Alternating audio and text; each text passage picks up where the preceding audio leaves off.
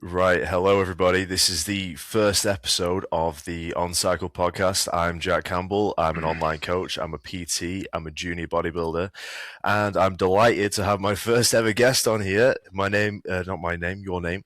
Your name is Henry, and me and Henry go a long time back. I'll let Henry introduce himself. There you go. Take the Cool. floor. Thanks for having me on. My name's Henry Joyner. I'm a PT, also an online coach as well. And my place in this whole industry is I'm more interested in the science side of everything. So I make sure to go through the studies and everything, dig deep into them. I've got about 10 years of training experience naturally now. So, yeah, like Jack said, me and Jack go way back to the YMCA days a few years ago when he just started out lifting. I So know, crazy. it's good to see him progress and develop throughout the years. But it's interesting because I've got a science approach. Jack has a science approach as well, but he's on the enhanced side. So it's good to get like a mix of opinions between what works well for natties and what also works well for enhanced. Also, I'm super curious about the enhanced side of things as well, the science of the enhanced side as well, because yeah, I'm interested in that, getting to learn my clients as well in case I ever train an enhanced athlete. So.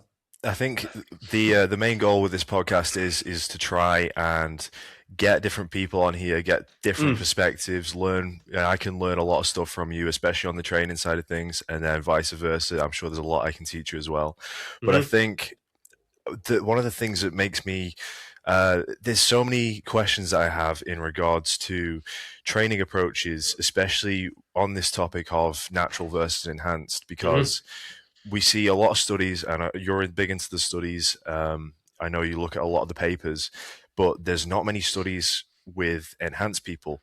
And so I often question the differences between not only training styles, but even down to diet intakes for natural people versus enhanced. Obviously, there's a lot of nuance and there's a lot of different variables at play, especially when you're messing around with exogenous hormones. But I'm very interested. I've seen you've been doing this little experiment of yours with, you know what I'm going to say here, don't you? Yeah, I know you're going to say that. The controversial one. The controversial one. So, if you're not aware, Henry's been doing this little experiment, which is basically, I don't want to get this wrong. It's the isometric hold, isn't it, for the lats that That's you're it, trying that's to it. Mhm. you're trying to grow your lats with isometrics. That's it. Isometric. So it's static stretching, but all static stretching are isometrics when you really think about it. They're called yielding isometric. So your muscle has to activate in order to pretty much stop being torn apart. So it is still an isometric contraction. If you wanted to test like complete passive tension, you'd have to de-innovate the muscle, which is obviously unethical. But they have done it in animal models. I think Solar and colleagues did a study on that where they de-innovated bird wings and then tested the growth, and they still got pretty good growth from it. What is that word? What's de-innovate? Yeah, go on. So they basically stop you from actively contracting the muscle. Yeah. Is that with like? So you're testing. Do they do it with those? Like, is it like a? They put these it's like electric, isn't it? The signals they send you, like electric signals to your muscles. Is it to engage them more? Yeah, they just prevent the neuron from activating the muscle. So I'm not sure exactly like how they do it with the birds. Yeah. But when they do it, it stops you from activating it. So then you actually are testing like pure passive tension because you're not activating the muscle. Otherwise, you're only really testing like it's still an isometric contraction. And so what's this argument that it's supposed to build your muscle then? So in birds, how are we then translating this to humans? I think that's a big question that everyone's got, isn't it? It is a big question. And obviously the results from the bird studies are like way bigger in magnitude compared to the human stuff. It has been tested in humans before, but it's like a small to trivial effect size. So it's nowhere near like what you get from conventional weight training. It's a smaller effect. But what I'm interested in is that effect additive? Or is it the same sort of thing? Is it all mechanical tension? Or is it like, it is a different type of growth because it's like length growth pretty much. It grows in a different way. But I want to know whether it's additive or whether it's, not. So it might be redundant, but I'm testing it out. So. And so how long have you been doing this for? I'm coming to the end of week 7 now, I think. And would you say you've noticed any like significant changes in either have you noticed you're stronger or have you noticed size differences or no what I've noticed, and I thought this would be the case as well, is that your lower lats where it attaches to your spine and the top of the top of your pelvis. That's quite a hard part to train. I never really feel that area activated. So I thought by stretching it out, I'd be able to provide some tension in that area. It's called the lumbar pelvic region. So that's Yeah. why I've been adding with my stretches that I've been doing. I've been adding in like a lot of movement at the hips as well. So I'm like kinked to the side like this to really stretch Yeah. out that region of the lats. That was my plan behind it. Yeah. I'm a big fan of that, especially in pulling movements in general. When I like to do a lot of single arm work for the lats. Funnily enough, I don't do it. I don't do it in my training. I just do it Do you know? with my stretch and stuff. No. Okay, that's interesting because when I do my lat exercises, I tend to do single arms quite a bit. And I'll do like single arm rows, single arm pull downs. And what I like to do is that same twisting motion that you were talking about, especially for the lower lats. Like I notice, for me at least, I really struggle to connect unless I go and fully twist on that way up and then That's it. sort of bringing it. And also when I'm rowing, I low row quite a lot. For the lower lats, and I find that quite useful in my own because training. they don't activate the whole. People have argued with me online about this, but the whole region of the lats don't activate in every single pulling movement. You get regional differences in like the muscle fibers that you're training with each exercise. So yeah, do you notice? So I know with the lats, I 100% agree. Do you think that's the same across the board? So do you think with like maybe you used to see back in the day, people would do some very random chest exercises, for example, they'd say, oh, let's try and grow the middle chest or something, but it's like there's only two muscles in the chest. But what do you think about is it an actual tangible thing to grow a region of the muscle? Yeah, the chest is different because it's more diverse and it's less diverse in its function. So the more diverse the muscle group is in its function, the more you have to start adding other exercises to train like the different regions. And what would you say?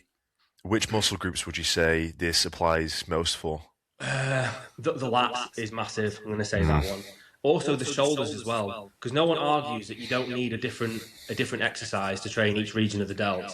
They're really diverse in function as well. So the lats and the delts are the two major ones. Your glute medius as well is quite interesting because that has loads of different functions. That actually internally rotates and externally rotates. So that's another one where. So we're looking at like regions where the joint is mostly freely moving. Is that kind of the premise here? Yeah. It's just got a diverse amount of functions. And then if you think about something like the biceps, you can only really I say you can only really do that. I've done a video on that as well. You can only really flex your elbow. You can also supinate, but you're going to target the majority of the biceps just from flexing the elbow, really. Yeah, and I see that a lot of the time as well when people try and do way too many different variations for a muscle group that's just really simple. People try and overcomplicate everything and find a perfect exercise and an optimal this and an optimal that. It's like if you're trying to grow your biceps, you just have to flex at the elbow with some resistance. And there's 20 different exercises, but do you need 20? No, you just need one that works and one that works for you. And my argument with training as well, when we're talking exercise selection, it's do you get a pump from this exercise? AKA, are you feeling the muscle you're training? And can you train it with enough weight to provide stimulus? Are you in a strong position when performing the movement?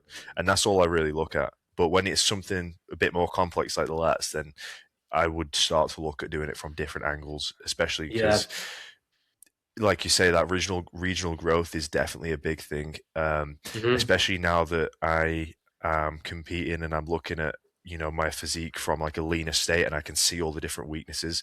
Like I look at my own lats and I go, okay, this region, like the lower lats in particular, I want to get more work there. And when you start looking at this from more of a competitive perspective, you really do see all the weaknesses. It's super loud. Yeah, it's hard to, with certain muscle groups as well, it's hard to know whether it's something to do with your training or whether it's just you're genetically predisposed. Do you know what I mean? Like, it's super hard to tell. I always think about this. I think like, oh, if my lower lats, because you can always say, oh, right, I have shit genetics for a certain muscle group, but you might actually just be training that muscle group wrong. Like, for yourself, you might not be training it as well as your other muscle groups. So this leads me on to my chest. I feel like when I train chest, it looks absolutely spot on, perfect. Form's great. I'm moving a shit ton of weight, and that's not a problem for me. But I struggle. I struggle to connect with the muscle itself, Yeah. and then I struggle. Even if I do connect with the muscle itself, it just does not seem to grow like anything else. Everything else Hmm. on my body seems to grow pretty well. And so this is something I personally, I've tried numerous different exercises, different ways of performing the exercises, different rep ranges. I try a lot of different things. I mean, the volume's been the frequency's been 3 times a week, and the Yep. volume's been from nothing to as many as I can physically recover from. And Yeah. for me, I've always just struggled with that. I don't know if you have any experience with anything Yeah, similar. so in that case, when you're saying that you're training it with an optimal frequency, because I do think 3 times a week is better than 2 times a week, and also you train it with a high volume as well. At that point, and say you've experimented with different exercises as well to target the different regions. At that point, you could argue that it could be a genetic thing that you're just going to have to work through, because there's Mm. not really many more levers that you can pull on in that scenario, is there? I mean, Now, onto the drug talk. There's a guy called Niall Nager who also has quite a big podcast, oh, but no, I he's know what that is. I know what that do you is. know? Yeah, I think so. Yeah. he has a podcast called Transparent, and Yeah. it's mostly related to drugs, as you can probably tell from the Yeah. title. He talks about on his leg days when he was trying to bring up his legs, he would use insulin, Hmm. particularly before his leg days, to try and Hmm. bring up that body part. So I don't know if this is something that I'm going to try and experiment with in my off season, but I'm definitely leaving it out there as an option. Just to drive more nutrients into the Yeah. muscle, just to see if I can get any more out of it than I am already. Yeah. Yeah. But I didn't realize it could be used in that way. Because why would you not? Why would you not? This might be a bit naive, but why would you not use it for all muscle groups? Do you know what I mean? Why would you just use it for that specific muscle group? mm, I agree. I think most people that use insulin would use it just before training in general. But I Yeah. think the premise is if you're trying to target a specific muscle group. The thing is, this is another topic, but I won't go into this too deeply. But I only train legs once a week because if I train legs any more than that, then my other muscle groups will get left behind and they won't grow. So I think the premise for using it once a week on leg days only for this guy trying to grow his legs Yeah. is if he used it on every other muscle group that already grows perfectly fine, then his legs wouldn't catch up. They'd grow, Yeah. but everything else would also grow, and It's then like he'd a still have it lagging. pharmacological specialization phase. Yeah, yeah, Mm. something like that. Yeah, which I mean, I'm really keen to try it and see if that would Hmm. provide any benefit over not doing it. Yeah. But it would be a long Have you process. done that before? Insulin, I Insulin, mean. I have, yeah. Uh, I've heard you got to be really careful with that one. But, it's just the timing. I think as long as you don't miscalculate your dose and you know how many hmm. carbs, I think the general baseline recommendation if you're taking insulin as a pre-workout would be some people take it throughout the day as well. They take slow acting and then they take it um, like every day. My issue with that is you have to be a lot more thoughtful about the way you're planning your meals and when you're having them. Whereas if you're taking fast acting insulin, you can just take it pre workout. And if you know how many carbs per unit of insulin you're using, it's very easy to just pin a shot of insulin, take that Yeah. amount of carbs, and then you don't have to worry about it. The only Hmm. real danger is if you miscalculate a dose or you take it and you don't have carbs on hand, then you're at risk of going Yeah. Yeah. hypoglycemic. Yeah. But that shouldn't be a problem because if you're going to take a syringe, put insulin in it, measure it out, and you Yeah. don't You should have have. carbs close by you, then what are you doing? What are you Like, doing? Yeah. Yeah. it's like, are they just going to spawn in? No, Mm. you know. So I think for a lot of guys that use it, they tend to keep like a Rice Krispies Squares bar Yeah. or Yeah. something like that just Hmm. in the bag or in the car just in case that they do go hypo. But yeah, generally it's just you just you know beforehand how many carbs do I need, how much am I taking, and you shouldn't have anything to worry about. Hmm. Hmm. And did you see good growth of that? Good progress from it? So I'll be honest, I didn't use it long enough. So I don't think I used it long enough to see substantial results. I only used it Hmm. for a month and Yeah. then I stopped using it. It wasn't like massively beneficial to me. The pumps were insane. I will say that. You can imagine. And I did feel like my recovery improved when I was Hmm. on it, but also I was on other stuff at the time, and so I don't think it's hard to determine which variable it was because Yeah. I think at the time it was also my first time using growth hormone. It was my first time using, well, it wasn't. It was my second time using Tren.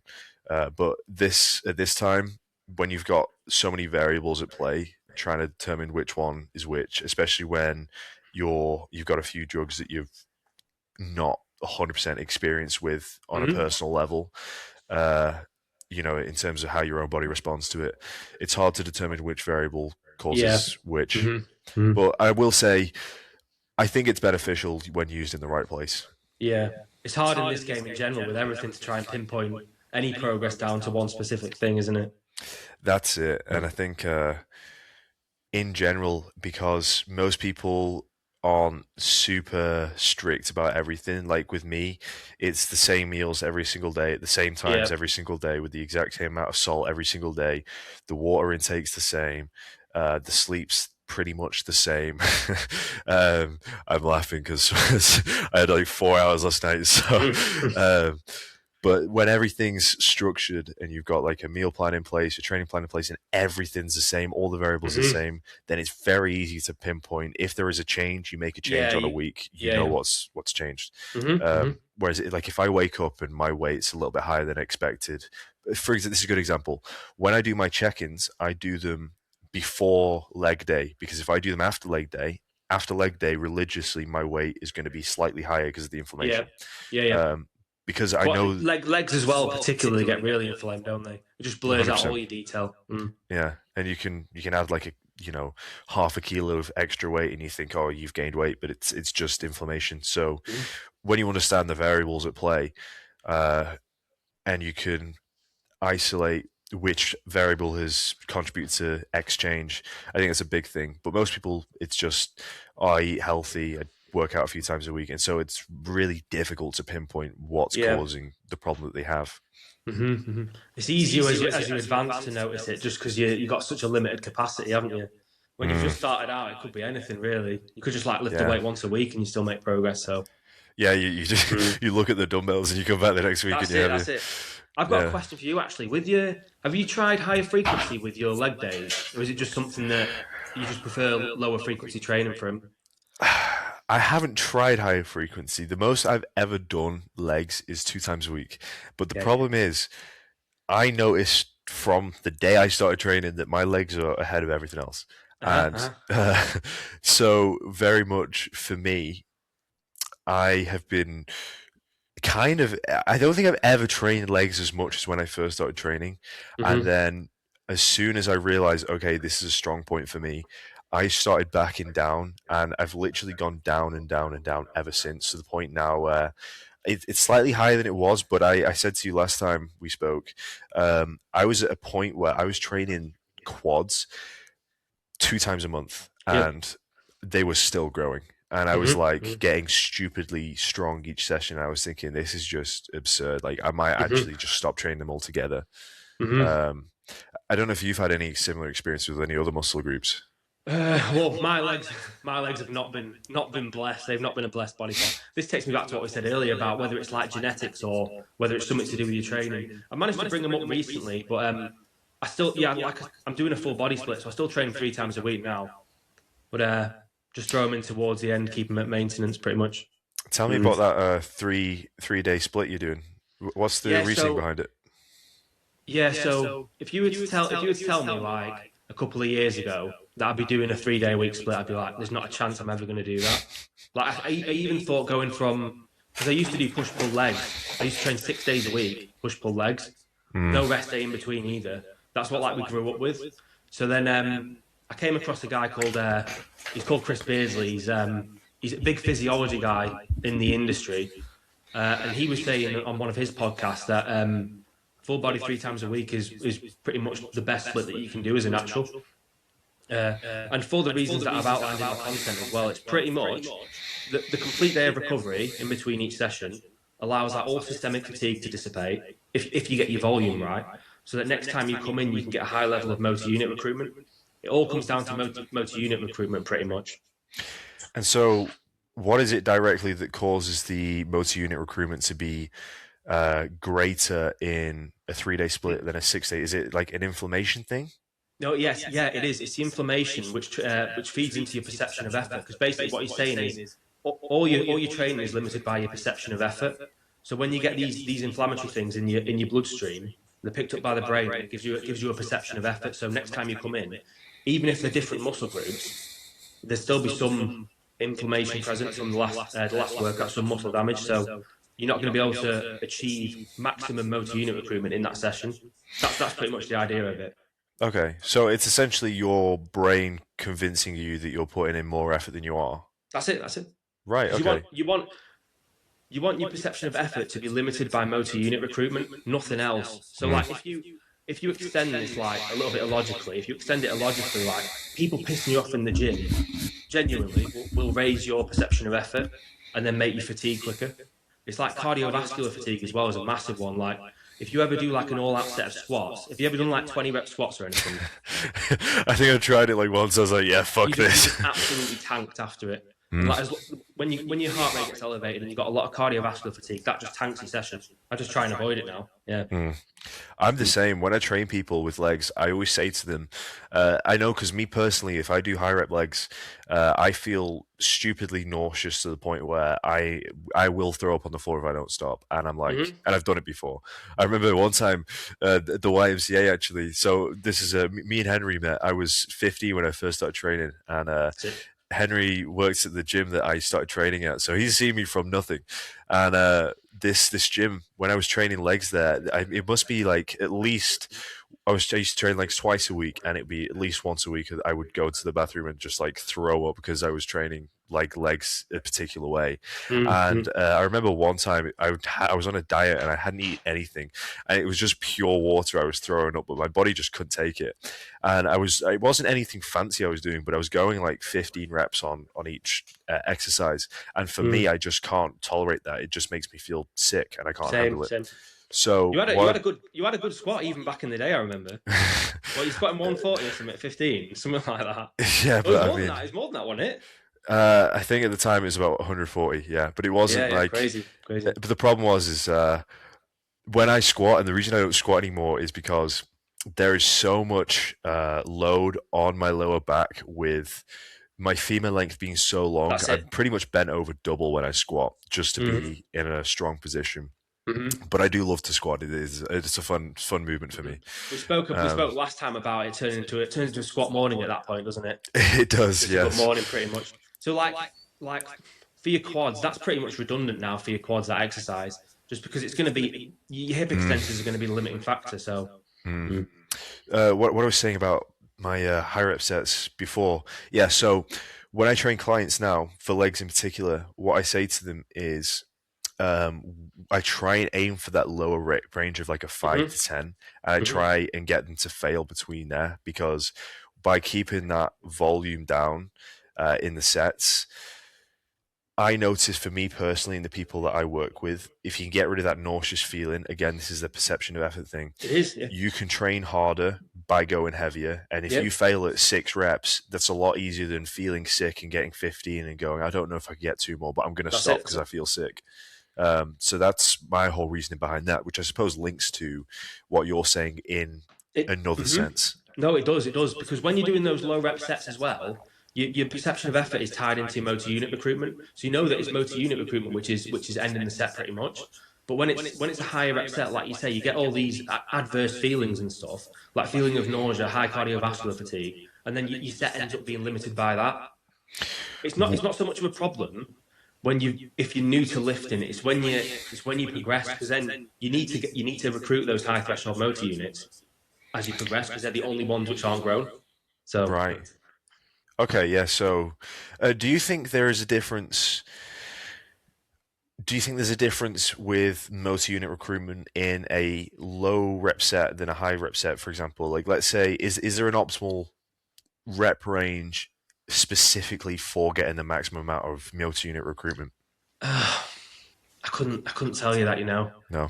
I'd stick to lower rep ranges just because of the cardiovascular fatigue. Yeah. But the higher rep sets, you get full motor unit recruitment through fatigue, through metabolite accumulation, pretty much. So it's just a different way of getting a high level of motor unit recruitment. You know, as a set progresses, you accumulate more metabolites, and that's what gets you the high level of motor unit recruitment. So between those two things, higher rep or lower rep, I think just because of higher reps cause more muscle damage as well, by the way, which is kind of weird because when you think back to when you first started lifting, you'd think that heavier loads cause more fatigue, but they don't. It's the high rep sets which cause cardiovascular fatigue, which give you the most fatigue. Yeah. I agree. I prefer training with lower reps anyway because my intensity is always going to be the same. It's always going to be to failure.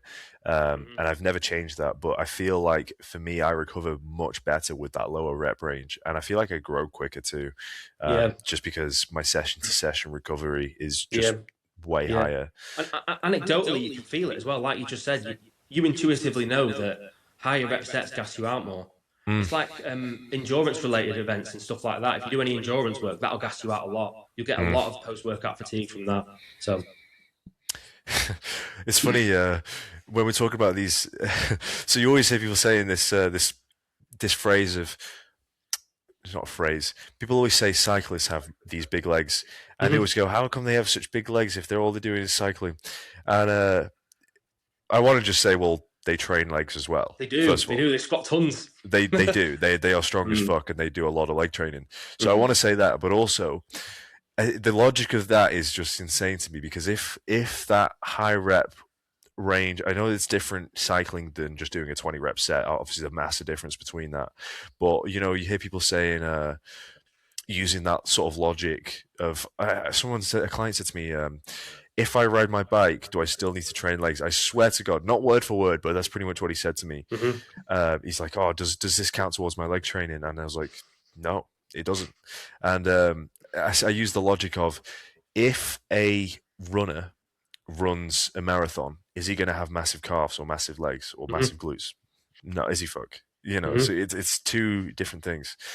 So why would I do a higher rep range? It's just going to gas me out when we understand now, especially that training intensity is like the most important thing when it comes to growing muscle. Yeah. And it's just like, That's it. could I do a set? I could do a set of 5 or a set of 30, but if I'm training with a close proximity to failure, that's the most important thing. Why do more? Indeed, because even with the endurance type people, the reason they don't grow from that is because they buffer the metabolites quicker than they're accumulating, so they never get that metabolite related fatigue, and then they never get a high level of motor unit recruitment. So that's why they don't grow from it. They'll grow like lower down fibers, but not the high end fibers. Yeah. You just mentioned. Oh, sorry, Karen. No, go on. I was going to say you just mentioned about proximity to failure. From the get, have you always gone to failure on every single set? And also, how does that play into your weekly volumes for each muscle group? Okay, so I've always trained to failure because I didn't really know I didn't know better. So it was always just if I'm lifting X amount of weight, I'm just going to lift it for as many as I can. And that was just my logic. And it was always a case of, I was always trying to do more until I realized that more wasn't necessarily better. So for me, it was always as many sets as I could do with as much weight as I could do for as many reps. And that was just the way I went about it. Whereas, and it's just never changed because my logic at the time was, if 2 to 3 reps in reserve is adequate for muscle growth, then that's fine, but so is failure. And it's very easy to judge failure because you physically cannot push another rep. Whereas, especially as someone who's newer to training, trying to actively gauge 2 to 3 reps is actually quite difficult. It's easy once you get into a certain level. Like when I'm training people now, I can generally tell if they've got 2 more reps. But even then, sometimes, they'll do a rep and it'll be, really fast, and you think, okay, he's got 5 more, and then they fail on the next one. So it's a hard gauge sometimes. Yeah, I was just about to say bar speed is your best friend, but then, like you say, everyone's different, aren't they? Some people, like within just the space of a single rep, it just tanks. The bar speed just tanks. But I used to say this when I deadlifted. I used to be big into doing a lot of deadlifts. My warm up on 100 kilo would be like my first warm up on 100 kilo would be the same as my, 1 rep on 260. It looks the exact same. The bar speed is the exact same on both. And people used to say, "Oh, there's no way you can deadlift that because your warm ups, you made that look so difficult. You look weak today." And it's like, no, that's just I just don't move the weight quickly. I'm not explosive like that. So there's definitely an issue when it comes to trying to gauge that rip range, especially when you're not experienced, you don't understand your body. Yeah, you're right about what you're saying. With clients as well, you've actually got to go to failure to know where it is. There's no point trying to gauge RIR and stuff if you don't actually know where failure is. And a lot of people, as you'll know, a lot of people sandbag the hell out of the sets. It's only when you've got like a coach with you, like shouting in your ear, saying like, come on, another few more reps, that you actually know where failure is. I do it all the time. You stop training with people and you lose track of intensity, and then you get in your own head and you think, right, this set, I'm actually just going to push it to the point where I physically cannot move the weight anymore. And then you realise like you've got an extra 2 reps in the tank, like if you properly push yourself. So yeah. So do you train to failure or do you train with reps in reserve?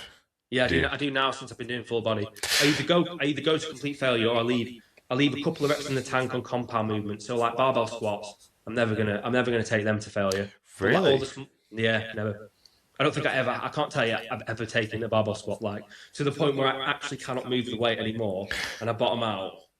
See, that was one of the most. It was one of the most enjoyable things about training for me. It was when you do like a heavy set of like any like a bench or a squat and you're pushing that to failure. I love it. I love it so much, especially on a squat where like. I always have safeties, obviously, because I'm not an idiot. But I can't do the whole throwing the weight behind you thing. No. I would literally like snap my shoulders back. Yeah. But just thinking about bottoming out on a squat now gives me anxiety. Do you know what I mean? Like you can't come back up, so you have to. Yeah. So, but when you're in that moment, you're like, I don't want to let it hit the safeties. I'm like, I got to get that last rep, and you just at the bottom, you put everything into it. I love that feeling. But on bench press, have you ever done it where you haven't got a spotter, you're trying to go to failure? And I've been at a point where I think it was like 120-ish kilo or something, and I finished my set with it, and I've tried to re-rack it. I'm like, oh shit, like I failed here, and I've got the weight on me, like the same. So obviously you can roll it off to either side, but what I do is I roll it off my stomach and then squat it. So there's that horrible like oh fuck, I got to do this whole fiasco where I got to like ab crunch it up and then roll it onto my thighs and then stand up and squat. But it's definitely shameful. You're looking around and I hope no one saw that. And also, let's be clear as well, is that on a step-by-step basis, going to failure gives you more growth than not. It's just when you can make up for a lack of intensity through volume, pretty much. Have you heard the stimulating reps model? I think I know, but I want to hear you say it. Yeah. So it's like basically, I think they say it's about. I think it's about 6 now. They've said because a new study came out, but originally it was that there's 5 stimulating reps, and they are the last 5 of any given set. Right. So if you're doing a 5-rep max, all of those reps are stimulating reps. So by going like a few reps in reserve, you're missing out on a couple of stimulating reps, which you can just make up for by doing an additional set at the end, pretty much. So is it so is it the last 5 reps of every set, or is it the last 5 reps of? So how do I explain this? So let's say you're doing 3 sets. Do you just have to do 5 stimulating reps throughout all 3, or is it 5 reps on each set? Yeah, 5 reps on each set, the ones that lead up to failure. So the 5 reps before failure, they're your 5 stimulating reps. But it varies like depending on your training status. So like newbies might have 8 to 10 stimulating reps just because they're so far away from their max physical potential. But then as you advance, it probably goes to around 5. And this is another argument for lower rep sets. Down to 5 is because you're getting 5 stimulating reps, but you're not getting the extra fatigue of having to build up the fatigue necessary to get those stimulating reps. This was why I knew this. I didn't know the name for the model, but I Mhm. knew of this rule. And so, the way that I've always programmed my own training and anyone that I work with is I never really go below 5 reps in general, but it's generally my rep range is anywhere from like 6 to 10. I think it's a nice balance between you're getting those stimulating reps in, but you're also not going too heavy to the Yeah, point yeah, where you stop feeling the muscle you're trying to that's it. use. Mhm. And I think this is a big one as well. Oftentimes, so every so often, instead of doing like a lot of people do deloads. I'm not really, to be honest, I really hardly ever deload. But if I feel like an exercise is no longer working for me the way I want it to, uh, oftentimes I'll just drop the weight back for a bit and just increase that rep range, but solely for the purpose of regaining that mind to muscle connection Mhm. that you kind of tend to lose over time once you get to a certain point of strength increase. Mhm. So I notice for me, if I pick like an exercise, let's say lat pull downs, for example, and I add 20 kilos to the bar over the space of a few months, um, and then I start to stop feeling that lat engagement like I did 20 kilos earlier, I might just drop it by 10 kilos, get used to using that lighter weight again, and then slowly build it back up. Because I feel like the stronger you get, you do start to lose a bit of that mind to The muscle mind muscle connection. connection. Yeah, yeah. Mm. Hmm. And what would you say in regards to that? Do you think that's necessarily important for muscle growth? Because I'm not the science guy, but I logically think that it is a big part to play. If you can feel the muscle you're using, then you're Yeah, going I to be able to think I exert think more. to, I think the science guys would argue that it's not, but Right. you've got to place value on the mind muscle connection. I feel like Mm. I don't know with that one, Jack. I don't know because I think you get you can get more force up through the muscle using a mind muscle connection because it causes all the antagonist muscles to activate as well, which also Mm. does provide some internal resistance to the muscle. Mm. So, but I'm not sure. I couldn't tell you. I couldn't I tell you with think that one. my argument on that would be if you can feel the muscle you're training, then you're physically going to be able to exert more force, and more force exertion should lead to more muscle growth in Hmm. theory. But internal focuses of attention make it hard to give it your best performance. Do you know what I mean? If you're focusing on the inside, if you're focusing on the muscle directly, it's harder to give it your max performance than, say, for instance, if you have an external cue like power the bar as high as you can. Do you know what I mean? Do you think so? I think that's one of their arguments about it. That's interesting because I feel like it's one and the same for me. Mm. I feel like the cues that I use for myself are both, for me at least, I feel that I'm the strongest, and I feel because I feel the more mind to muscle connection that I feel the more exert force I'm able to exert anyway. Yeah, yeah, So if I start focusing on feeling the muscle and just try to move the weight, I feel like I'd actually be weaker. yeah. I don't know. It's a hard one that Hmm. because no one who trains ever goes in and doesn't focus on feeling out the muscle. Like every single exercise you do, you're focused on feeling out the muscle that you're training. Especially if you're doing exercises to target different regions and stuff. You could I don't know. It's If a you're doing an difficult one. exercise for a specific region, say I'm doing a close grip, narrow grip bench for my clavicular pec, top pec. If I'm doing it for that region and I'm not connected to that region of my muscle, I don't think I'm fully training that. Well, this is my argument Like, because obviously my chest is my weak point, and I execute everything perfectly. Everything looks mhm, like it's on point, and yet I still struggle to grow that muscle, and I struggle to connect with it like I can mhm, connect with any other muscle on my body. yeah, And so it could just be that it's a genetic predisposition that I have a mhm, weak chest, mhm, or it could be an issue with my mind muscle connection, not being able to connect with the muscle that I'm trying to train as yeah, efficiently. Hence, I'm not growing it as well yeah, as. I mean, yeah, potentially, I've got a great chest. I just physically can't feel it. yeah, That could be and it's such a hard thing to actually, because you only really know if you can fix that problem and then give enough time to really see that out. yeah. Which is, I've been trying to do this for 3 years, and It has to be a good proxy for training the region that you're trying to train. mm.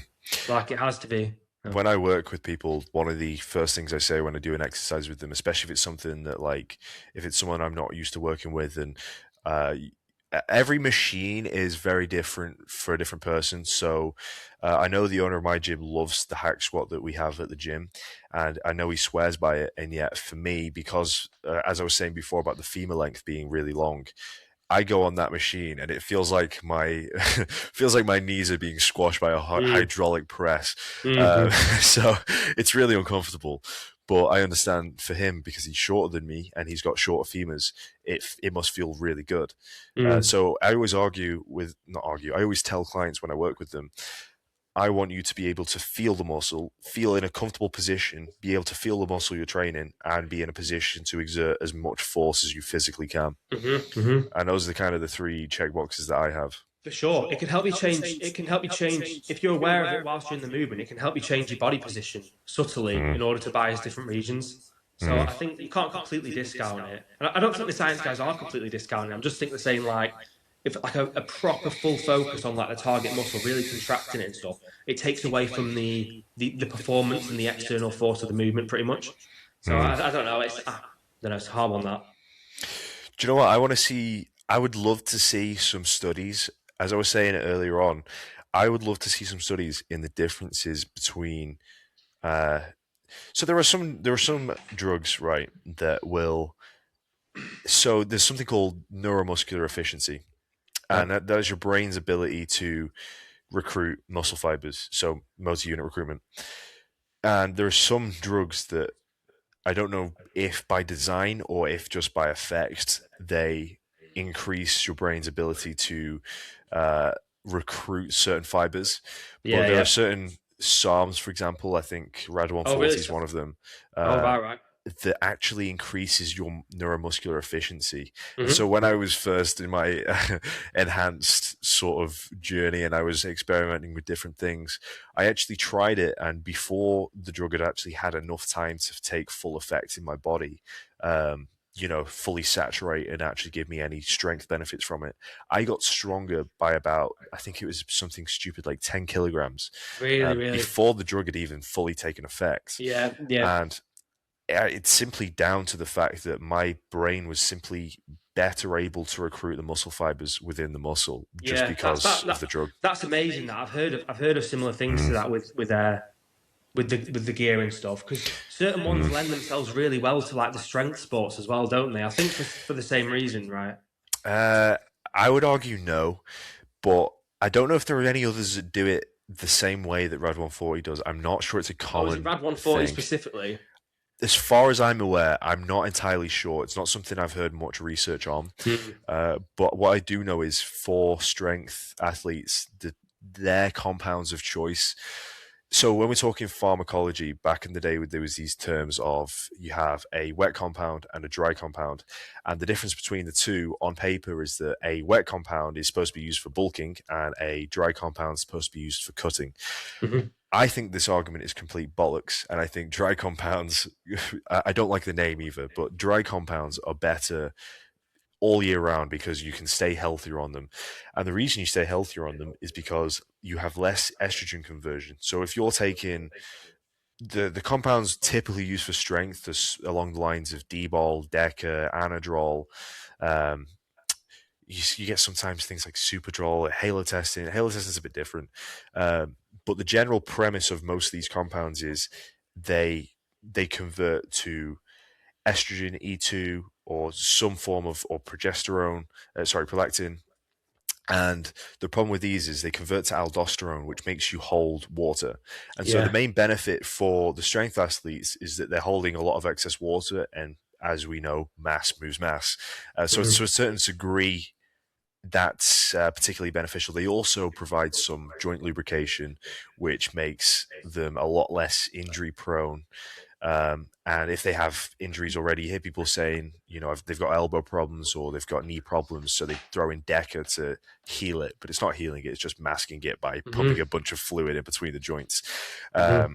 But I think my argument on it is there is no reason to be taking any of those compounds unless you are competing in some sort of strength competition, Hmm. because the increase in blood pressure and the increase in the water that you hold subcutaneously via the estrogen conversion and all the other side effects you get from out of range estrogen and prolactin, I just don't think that those are worth it. And I think from a health standpoint, it's kind of pointless. But Yeah. So they so yeah, those effects have no beneficial effect on your training whatsoever or your progress. I would argue no. You may get So to me, stronger, but yeah. I'd argue wet compound versus dry compound. It's very much progress in terms of muscle growth will pretty much be the same across the board. Obviously, there are Hmm. some compounds that are going to be stronger than others. For example, a tren is going to grow more muscle than, 100 milligrams of tren is going to grow you more muscle than 100 milligrams of primo. Hmm. But if you were to take 1,000 milligrams of primo versus 100 milligrams of tren, well, suddenly you're probably going to get fairly similar results, and you're probably going to get less side effects with the gram of primo. Hmm. So I think So Tren being a wet compound then, tren is actually considered a dry compound. right? Even though it's a 19-nor, it does convert to prolactin for some people. Well, for everybody, but depends on the amount. Some people get like they take barely any and they have Mm. prolactin tits. So, Mm. but it's So, considered a dry compound. 19 Nor. I think we discussed this over DMs once. Did you say that Mm. all anabolic compounds are all derivatives of testosterone, right? Yes, Do you that's want to go right. into that? Because Okay, so you have three types of steroids. You have testosterone derivatives, you have 19-nors, and then you have DHTs, which is dihydrotestosterone. right, yeah, Dihydrotestosterone derivatives, testosterone derivatives, DHTs, they are compounds that do not aromatize to any form of estrogen or yeah. prolactin. So essentially, I don't know on a molecular level. I believe it's something to do with moving around the carbon atoms or something like that. But I'm not entirely sure. That's not my that's Beyond the not my cup scope. of tea. Um, but essentially, you are getting all the anabolic benefits of taking testosterone, but you're removing the conversion rate. And some of them Right. actually have the ability to inhibit estrogen, so either block it or stop it from being converted from any testosterone you're also taking, which is Hmm. why you have to have a testosterone base in all of your cycles, because if you don't, you're not going to have the estrogen in your body to carry out normal bodily functions, Hmm. which is obviously something you need. um, then you have 19-nors, which are another category, and typically these revert to prolactin as opposed to estrogen. So this includes MENTs, TREN, and MPP. I don't think there's any more, and they're actually quite different compounds, but they are very, very potent. This is the most potent steroids that you can take. Oh, really, really? Tren in particular, MPP in particular, I say MPP, nandrolone. I'm Right, using yeah. I'm using the ester names for them. So nandrolone and Tren are like the main two. Men is a little bit more like out of the box. Not many people use men, but these are very, very powerful, and I'm a big fan of using very small doses with these, and you kind of have to be Mhm. quite careful. And then you've also got your testosterone derivatives. So testosterone. You also have.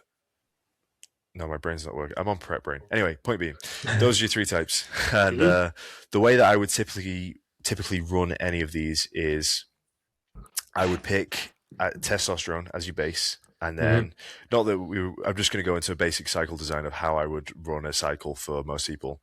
Um, I would run testosterone, and I would see how much you can sort of tolerate with testosterone, and then for pretty much anyone to maximize the sort of results we're going to get from a muscle growth perspective, once you sort of cap out at how much testosterone you can take before estrogen conversion becomes a problem, this is where bloods are important, because then you can get an idea. You're not just guessing.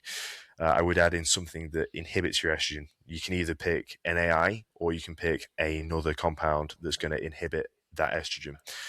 Typically, people will use Masteron or Primo or Equipoise. I'm on Equipoise because Primo and Masteron are fucking hard to find at the moment, and they are pricey. But once you've got enough testosterone that you can't really take anymore, then you add in a second so that you can continue taking more and then getting less side effects from it. Uh, I pick using a secondary anabolic over picking an AI because an AI has no extra muscle growth benefits to it. It will Yeah. simply just lower your estrogen. Whereas if people use SERMs as well, but that's more if you've got like gyno problems and you need to block estrogen as opposed to stopping the conversion. But I prefer to pick a secondary anabolic because then you get the extra anabolic Yeah, yeah. benefits whilst also controlling your estrogen. And generally, the more gear you can take to a certain degree, the more results you're going to get. So it's the conversion to estrogen which really limits the dose of testosterone. I mean, Generally, yeah, because it's kind of a side effect issue. For the most part, having a lot of testosterone isn't going to cause you any problems in a male body, yeah, because it's the hormone your body function. The only real issue is if you're getting too much DHT, which can lead to things like hair loss and um, yeah. just general, maybe prostate issues could be a problem as well with too much DHT. I noticed that with Anadrol in particular. Anadrol and Tren. I always get prostate inflammation on those two. Anadrol is Anadrol a 19 nor? Anadrol is an alpha alkylated oral steroid, so it gets processed. Yeah, so it gets processed. Right. Well, you can take injectable, but it's typically oral. So that goes through your liver as opposed to through the blood. I think it's I don't know what the actual word is. It's alpha 3 alpha-lated. I don't know what the fucking fancy term for it is. Because my brain is just not functioning today. I don't know if you can tell. No, you're fine. You're fine. Explain well. Essentially, for those two in particular, I noticed it fucked my prostate. I had to take like saw palmetto just to like get rid of the inflammation. It was like, not to be too vulgar, but I would go to like pee and it would literally hurt. So this is something you definitely have to be wary of when taking, especially the more potent stuff. But generally, testosterone isn't going to cause you a problem by having too much. It's the estrogen conversion that causes most side effects. So that's when you hear, if you look up on Google, side effects of steroids, you're going to get a list that goes something like gyno, acne, mood swings, irritability. I don't know. You get loads of different like side effects. You think, oh shit, I'm going to die. Most of these problems can be controlled by controlling your estrogen. And even other side effects that people talk about, like increased blood pressure, high cholesterol. High cholesterol is another topic, but increased blood pressure, for example, another side effect you get listed all the time. One of the best ways you control high blood pressure is by limiting your estrogen, because estrogen converts to aldosterone, which makes you hold more water, and more water under the skin is going to lead to increased blood pressure. So yeah, if you learn how to, the main things you have to focus when you're on steroids as far as health goes is, number one, your estrogen. Number two, in no particular order, prolactin. Number three, blood pressure. And then number four is your cholesterol. And once you've got those four things, it's just getting the occasional heart scan, make sure your heart's not blowing up like a balloon. And, other than that, how does dosing frequency play into this? Okay, so how can I demonstrate this? So have you ever seen, I'll do like a hand graph. So if you're taking testosterone once a week, for example, we'll use test as an example, and you take it on a Sunday night and then the other Sunday's here. So you got 2 Sundays. You're going to take it on Sunday, come up, and then you're going to go all the way down, and then you're going to spike it again. Whereas if you're taking every single day, your dosages are the same every single day. You're going to be at a constant level of testosterone concentration in your blood. If you have a stable level of testosterone and your body can adapt to that, then you're going to have less side effects than if you're getting constant peaks and troughs. It's like water, for example. If you were to drink 10 liters of water one day and not a sip the next, then you're obviously going to get some pretty funky electrolyte imbalances. You're probably going to be up all night peeing, and you're not going to feel very good. So it's just trying to be stable, I suppose. That's the main thing. So can you notice? Can you feel when you've got high level of test compared to when it starts to dip? Because I've just been the same my entire life. I can't tell like how noticeable it is. When you have those high levels. So let me tell you one thing: you're not stable. So what I mean by that is... natties are all over the place, aren't they? Natties are all over the place. And this is one of the main benefits. One of the main benefits of being an enhanced athlete is you have those constant hormone levels. So if you were to have one Yeah, bad night of yeah. sleep, your test is going to be crashed that next day. Sure, sure. Whereas if I have a bad night's sleep, well, I pinned 500 the other day, like I'm fine, Hmm. so I Yes, still got a it stable always level. remains constant. Yeah, Yeah. yeah. So you have much more control over your hormone balance when you're actually taking hormones exogenously, which could be in an argument technically healthier if we're going to ignore fertility problems. Technically, if you do it right, being on some sort of TRT or hormone optimization protocol is actually healthier than not being, in my opinion. Um, so that's definitely something that's a bit contrary to popular opinion. But Hmm. yeah, so that's actually one of the main benefits of being on testosterone in the first Yeah, place. yeah. Stable. So you see older guys, they take like maybe like a 150 milligram TRT prescription, and they'll gain maybe like 10 pounds of muscle or something, which is Hmm. actually quite considerable. Um, but simply just having that stable level will make a significant impact. I'm not going to say you're going to Hmm. blow up in size and strength, but you will definitely notice your mood will be more stable, your energy will be more stable. Like I said before, I had 4 hours sleep. I feel great aside from the Hmm. fact that I'm hungry as shit and my brain's like not functioning at full Hmm. capacity. I feel great like physically. Whereas when I was natural, I had 4 hours sleep. I could get out of bed the next day. I was like fucked, you Hmm. know. Um, so that's definitely a big factor. So I think we spoke about this last time. Is you're on prep now, aren't you? 8 weeks out, did you say? 7 weeks and 4 days specifically. 7 weeks, 4 days. Do you want to Yeah. go through, if any, how your gear protocol changes from from amassing phase to your prep phase? It doesn't. I see no reason to use any different protocols in a until we're talking closer to the contest and until we're talking like aggressive dieting. Then there'll Hmm. maybe there's GLP-1s thrown in. There's maybe some fat burners here and there. Um, Maybe diuretics. With the wet and dry, does that change, or do you just completely stay away from the wet compounds at all times? I never use wet compounds Right, ever cool. because this is what I was saying before. I believe unless you're a strength athlete and you're trying to push everything you can uh, Mm. out of maybe holding that little bit of extra water retention. As a bodybuilder, I don't see any reason in using something like a Deca, something like a D-ball, something like just even like a high dose test if you're not controlling the estrogen. I feel like it's largely pointless. And I've got a few reasons for this. Number one is if you're a bodybuilder and you're trying to stay in good shape year round, even in the off season, there's a lot of guys now who try and stay very lean even in the off season because they physically do not need to get fat to put on muscle, and we know that Hmm. now. So you're going to get a better gauge of your physique if you're holding less water and you're not bloated as fuck and Yeah, sure, sure. you're a balloon because of you're on decadebal on Hmm. test. Hmm. Hmm. So you get a better gauge of your actual progression week from week, and it's not just some drugs that are making you look bigger than you are. Yeah. So your general gauge of progress is going to be better. You know that any strength you gain is from muscle gain as opposed to uh, just being heavy and holding water. Hmm. Uh, there is also just the benefit of you look way better year round. Even down to facially, you don't get that horrible puffy bloated face. You don't. Hmm. Your Hmm. cardio can stay better. This is another thing.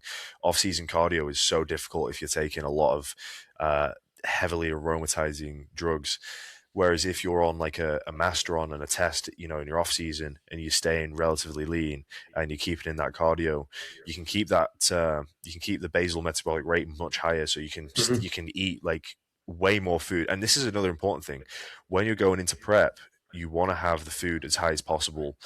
So, I mean, when I started prep, I was on 4,000 calories. That was my like. I mean, I've only just gone down to 3,700 calories. I'm like just over 7 weeks out, Mm. which is pretty damn good. Like, I've got a lot of food, and it's just from keeping the cardio in the off season. That's a big thing.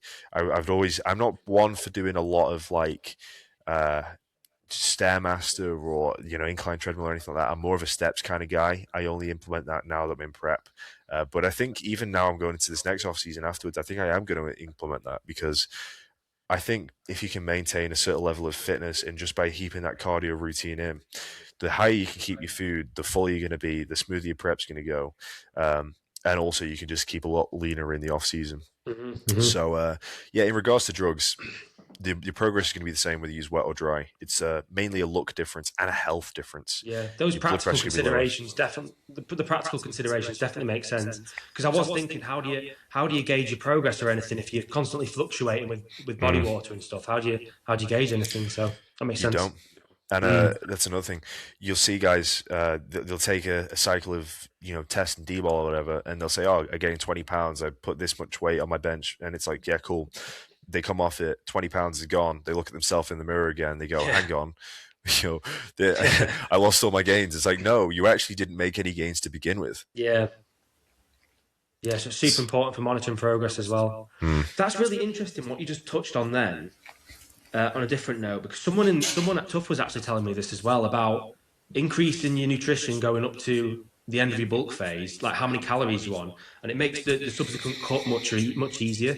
I don't know whether it's like a metabolic adaptation thing or something. It is. Yeah. It is. Yeah. Precisely that. So that if blew you my can, mind. That I'd never thought about that.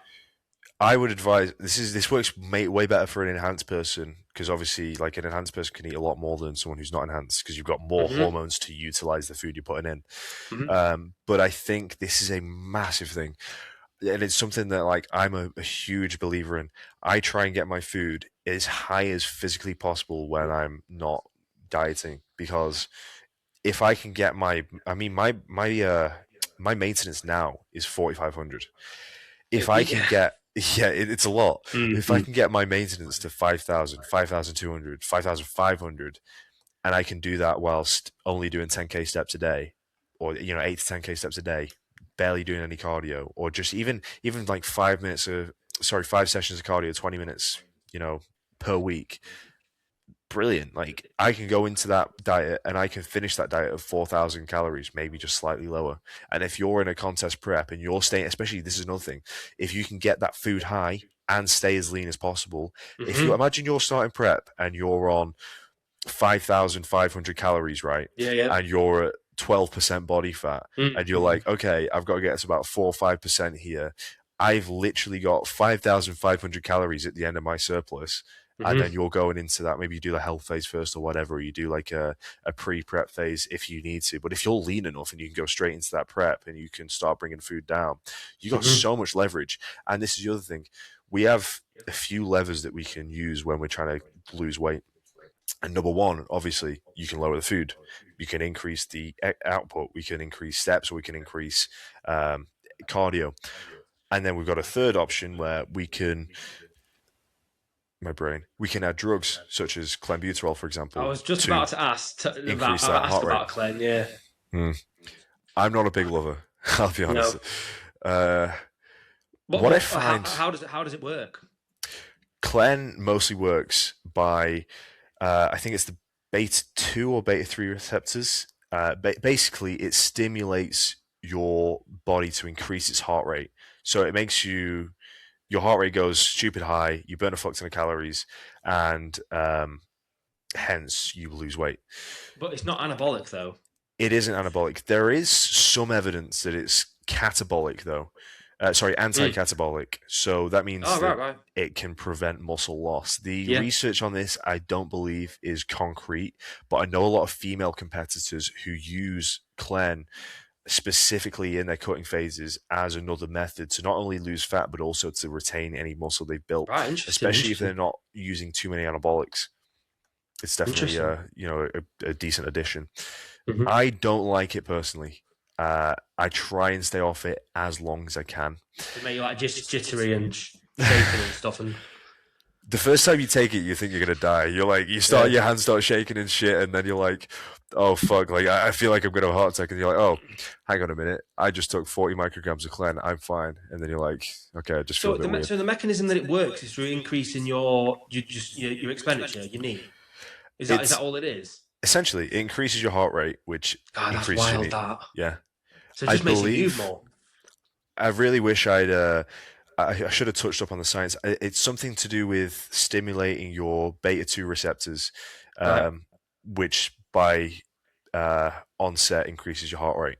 Um, but yeah, I think stimulant drugs can be of use when you're dieting, but I think the main benefit of that is more energy.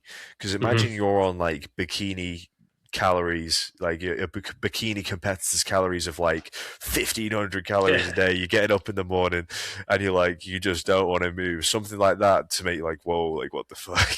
You know, a lot of, especially female competitors, they're big on that. Um, that's so so rough. That man. I remember I would take it and I'd have it like fasted, and I'd wake up at like 7 o'clock to go to work at my old job. This is the last time I took it, about 6 months ago, and you just get this weird feeling of you've got no food in you. Um, you take it and you've got this like horrible pit in your stomach from not having any food, and you're just shaking, your heart rate's up, and you just feel like it makes me absolutely ravenous. Like I am so hungry when I take Clen versus not taking Clen. Did you get peeled off it? It's hard to say. I was in a deficit. I was on tren. Mm. I was going to get peeled, irrespective. So to say how much of an effect it had, I felt the effects. So I will say that. Um, but do I think that it's an absolute necessary on a prep? I think it's one of those tools you leverage if you have to. Hmm. I'm very much, I don't want to use it on my prep now. And if I do use it, it's going to be, I just want to keep food higher and I want to find another method of losing fat, and so that's going to be my last sort of go-to resort, because I really don't want food to come below like 3,200, to be honest. Hmm. Hmm. What deficit are you in now? By calorie, Hmm. or well, Caveat. I'm eating 3,700 right now, which Right. is a deficit of around 800 calories from food. And then I've just increased the cardio this last week from uh, 4 sessions, 15 minutes at about 130 to 140 heart rate. And then that's now, I've increased by 40 minutes. So it's 4 sessions, 25 minutes each, 130, Hmm. 140. It's incline treadmill I do. And that's my current sort of protocol. I don't know what the exact deficit is, but all I'm knowing is that like I'm aiming for about a kilo a week weight loss, Yeah. which I'm Hmm. pretty much hitting every week. Yeah, that's aggressive weight loss, isn't it? It is, but also But as long as you're keeping your mass and everything, your performance is the same. You the feel good performance is then. pretty much the same. And Hmm. the goal is I want to be ready for the show early so that I have a few weeks to experiment Yeah. with some uh, carb ups and see what works best for me, especially with the drug protocol. I'm trying not to change. I'm trying to keep it like as much the same as I can. I'd rather not use diuretics. I'd rather uh, keep everything nice and simple. I'm not going to mess around with sodium. Um, I'm not going to do anything crazy. I'm not going to start pulling carbs at the start of the week and then increasing at the end. I'm just going to like keep everything nice and steady and just see what it takes to fill me out. But I want a few weeks to play with, Yeah, yeah. so that gives me just over another month of dieting, Mm. and so it's going to be pretty aggressive. But I Yeah. might need a As I little was bit saying, longer. yeah, like I was saying before, you got shredded so quick. Honestly, like when I Mm. look at your pictures from like a couple of months ago to like how you are now, I was shocked the other day with the post. Yeah. Mm. Which what stands out noticeably when it comes to when you see the overall transformation? What is it that stands out? Quads, yeah, quads, shoulders, and then waist as well. The shoulders, Yeah, really? I think yeah, your shoulders are really good. Yeah, Okay, but then yeah. I mean, it's you interesting. your quads as well because I think we were saying about the rec fem. Your rec Mm. fem's like really really pronounced as well. Comes low down your leg as well. So When you said that, I went back and I had a look at it, and I was like, oh shit, yeah. like yeah, I don't really pick up on the individual details like that because I've never really looked Mm. specifically, but I was like, you know what, he's actually got a point. Like Yeah. it's yeah, I've definitely got some pretty strong, especially the insertions, like you say, the insertions are good. Do you know what I have like I don't know if you've noticed on my right leg, I've got that freaky fucking vein that just like Yeah, pops out. It's the varicose vein, and everyone commented on it all the time. Says, "Oh, it's gross. It looks like a worm and all this shit." And I remember my foster mother once. I had a Kevin Levrone on my home screen of my phone, and this was a couple of years ago. And she said to me, "Oh, you're starting to look like that freak on your home screen." She pointed to my leg. I just finished training legs or something. I had shorts on, and she pointed to me. And I remember that was like she said it as an insult, but if someone compares you to Kevin Levrone and says you look like a that's it. That's freak, it. that's like peak It just compliment. adds to the freakiness of your legs, lad.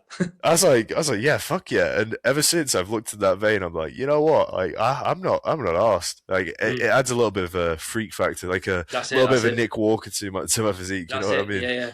Mm. So with your, it's did you say was it open bodybuilding that you're competing in? Come on, man. Do I look like I'm 350 pounds? No. Classic. No. It's junior bodybuilding. So Oh yeah, yeah, yeah. I mean, it's actually bodybuilding though. It's not classic physique or physique. technically, there's no weight cap. So I suppose it is open, but Right, right. also there's not many 23-year-old guys with enough mass that could compete at a proper open show. So, Mhm. um, but yeah, essentially it's just the it's PCA. So different federations judge differently. But they're not really looking for. It's just trying to find the best physique with the most muscle, the most Yeah. condition, the best posing. You know, symmetry, structure is a Mm. big one. But there's not necessarily a gold standard, especially with it being a junior category, because if you're looking at like a top open show and or a top, classic show or whatever, of top men's physique, all the physiques are relatively close in standard. They're all like the best of the best. So you have to judge quite difficult. The judging is quite difficult between them. Whereas if you're looking at like a junior show and they're just some random people coming from all over, it's pretty much like off the bat, okay, no, 1, 2, and 3. And then they just look at you and they just sit there while you finish your routine. Mhm. They pretty much decide who wins just from walking on the stage. So Mhm. um, there's the judging disparity is not really a big issue when you're competing low level. Mhm. Mhm. Yeah, I was just thinking because structurally, there's big differences between the physiques in the different divisions, aren't there? Hmm. Would No. you ever compete? I've thought about I've thought about competing, but I I'd love don't to see know. it. I don't I'd know. love to see it. I'd love the process, Jack, and it'd be great for business. But the only thing is the actual event itself. I don't know whether I vibe with it or not. In what way? Like the pageantry of it. Do you know, like getting the tan and then going out on Mm. stage and stuff. Everyone looking at you and like I don't Look at know. I me. don't, it's one of those that I'd have to try out. To be honest, I have thought about it though.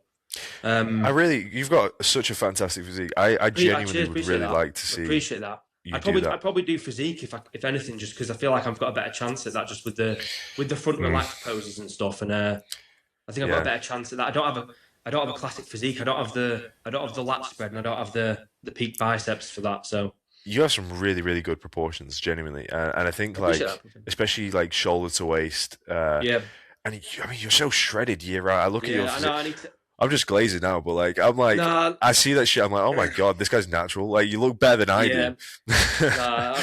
I mean, I was saying this. I was saying this to my mum of all people today. I was like, that I need to like because my job, doing all the classes and stuff and moving around all the time. I don't realize like how lean I am. I actually need to like start really increasing my calories Yeah. because it's. I feel like I'm maintaining it year round is like borderline getting a bit of a problem now. So Problem in what way? Is it a problem with progress or is it a problem with a problem with physical health? progress. I don't feel like as energized as I feel like I should be.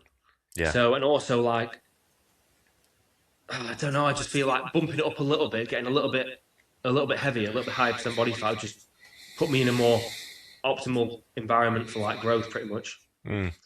Yeah, I It's agree. been my problem. It's been my problem like since I started lifting. I agree So, because especially if you like recomping. I mean, you're 10 years trained. Recomping yeah. for you is probably quite futile, especially with this is the thing: the leaner you are, the less fat you have to really use as energy. And so Mhm. when you're enhanced, you can be 8%, anything higher than like 8%, you can recomp quite easily with enough Mhm. anabolics. But Mhm. when you're natural and you're trying to recomp and you're what, like you must be about 10%, if not less, and Mm. you're trying to recomp and you're maintaining that year round, you're gonna have a hard time. Yeah, yeah. It puts you in a bad hormonal environment for growth, Mm. and also, like you say, the endogenous fat, like your fat stores and stuff, becomes more scarce. So it's like you're not going to be able to, like you say, use that to recomp. So And that's where yeah, you're getting that when lack you, of energy now. Like your I think body so. needs more food. Yeah. But saying that, actually, I don't feel like I'm below my lower intervention point. If I'm being honest, like sex drive's okay, sleep's okay. It's like borderline. It's okay. My stress is okay and everything. So I feel like I don't know. I don't know. It's one of But you them where don't it's track your like calories, do you? no, So do it intuitively. that's another thing. It's like you're maintaining that without even trying, which is quite interesting actually.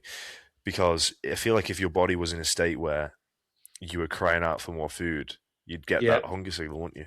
Whereas yeah, with me, it's yeah. just, well, it's not on the plan. I don't eat it. Yeah, I didn't even mention hunger. Yeah, hunger's okay as well. That's another one, like the big one. It's like it's okay, but I just feel like sometimes when I look at myself, I'm like, do I really want to be this? Do I really want to be this lean? Like, am I in an optimal environment, being this lean to like continue to progress? And then Do you know what I'm interested in?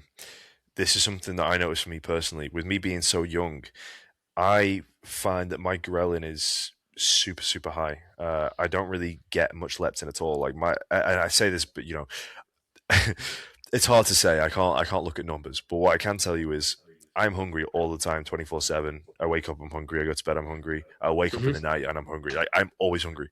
hmm Whether I'm in my off season, whether I'm not, I can be in 5,000, 6,000 calories, and I can manage that for months and months and months, and I still have perfect hunger signals. I don't know whether that's because of age and I'm still growing, but what's your experience? Because obviously you're older than me. Did you notice hunger was higher when you were younger? How has that changed as you've got older? no, honestly, absolutely nothing. And also, like physically as well, and energy levels, I haven't noticed any change from being 18 to being 28 now. Haven't noticed any changes. Also, Really? I think a lot of the things with declining metabolic rate is I think the decline is actually much smaller than you actually think. Oh, I It's hate more it's that. more to it's more to do with as you get older, you move less, your lifestyle changes, you have life stresses and stuff. So the environment becomes worse for staying lean. But in terms of actual metabolic reduction, it's not as much as you think. That's one of the most annoying things of all time when you hear people say, "Oh, when you get to my age," or No, "I couldn't eat what you eat," I could eat what you ate when I was your age," or yeah, all that's it. that. That's It's it. bullshit. It's I like don't you're buy that. I lazy. don't buy that. It's like one of the oldest excuses in the book. It's all. I remember when I could eat like that. It's like, well, you probably still could if you got off the couch and actually worked out once a week, or you know, walk to the shop instead of driving 2 minutes around That's the it. corner, or like But people, or you didn't work a desk job, and people don't That's realize it. how lazy they actually become because it's just That's such a it. You slow just you just stop progression. moving. You just stop moving Mm. as much. You have less energy. You stop moving as much. Also interesting on that the age thing as well is muscle maturity. That you hear that term a lot, right? Mm. I don't really know what that's referring to, but I've noticed definitely in terms of like the density of my muscle and like the graininess of it as I've got older has changed. I think so. This is a very interesting topic, and I don't know what my opinion on this is because from a scientific perspective, I'm not sure if I can give like a real world explanation for it. But Yeah, it seems to be this idea amongst high level bodybuilders that as they train for longer and longer, and as the muscle becomes more like set in stone or like mature, as you would yeah, call yeah. it, it's like a different look. It's hmm it's it's like the muscle. Uh, Tends to, what I hear people saying often is when they go into a dieting phase, the mature muscle sticks around longer than any newer muscle tissue that they've put on. So I Right, think right. there's this Interesting. idea that you lose newer muscle tissue quicker, and hmm there's this idea that it stands out and looks a certain way on a physique. With this, whether it's more ingrained or there's more detail or whatever the case is, and I think it's definitely true that you can see some sort of examples of this look, but I don't know if you can really give it. I don't know if it's just a look that some people have and some people don't, or whether Yeah, it's a genuine thing that you can develop over time with long enough time training. And then that's it's like, it. I want to know what mechanism of action, what causes this, and I want to know that. what's the evidence, you know? That's it. Is it just time in the game, or is it like your actual biological age? That's Or what this is another thing: could it be collagen degradation? You know, the skin. I Could it be the think. No, skin thinning? I was gonna mention your skin thinning. I Mm. think gives you more of that appearance. Well, No. this is what I think. You know, you look at my face now, I'm lean, but, you know, I've not really got like a really chiseled face. But I look at some of these older guys and they're, you know, way fatter than me. They've been using Yeah, and they've anabolics got for years yeah. and they're, you know, but they got like these, like smile lines and they got that That's like it. really hollowed out That's jaw it. and That's that it. really thin skin. Whereas my Hmm. skin's quite plump because I'm young. Hmm. But Young lad. but it annoys me because I look at it, I'm like, fuck, I want Yeah, that, yeah, yeah. because it looks sick. But I think it's genuinely that collagen degradation, and that's another thing.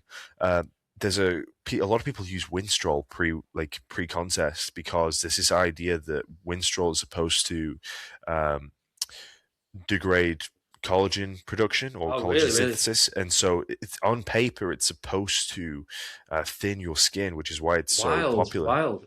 Mm. Mm. I think that's if that's true, then I mean people use Winstrol specifically to dry them out pre-contest, Hmm. um, and if its mechanism of action is by collagen degradation as well as it doesn't aromatize, but if that's its mechanism of action, then that's quite an interesting thing, and it's something that Yeah, we can definitely look into down the line of maybe intentionally degrading collagen pre-contest, whether it be like 6 weeks out or something. But I would love to see some research into that because imagine we for sure. found some sort of drug or pill or something we could take that would degrade our collagen levels so that we can get that super thin skin look on stage. That would be Hmm. amazing, man. Hmm. Mm. Interesting. Yeah. Yeah. I don't know what the muscle maturity thing comes down to. I think it's. Mm. I think some people have argued that it's. Have you heard of the term sarcoplasmic hypertrophy before? It's like Yes, the fluid around the muscle cells, pretty much, that yes, but contains I'm not all too the sure how it nutrients. works. Yeah, it's like the fluid around the muscle cells, from what I've gathered, that like contains all the nutrients and stuff, which the cell uses for energy. Mm. Uh, that's a different type of growth to myofibrillar growth, which is where the actual contractile units of the muscle grow.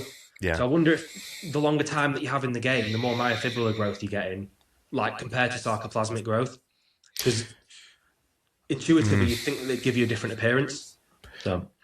That's interesting. I'm not too familiar with sarcoplasmic growth, but what I do know is, for example, the reason people use growth hormone is not to grow muscle, not to grow the muscle, but to duplicate the muscle cells so the muscles then can be grown.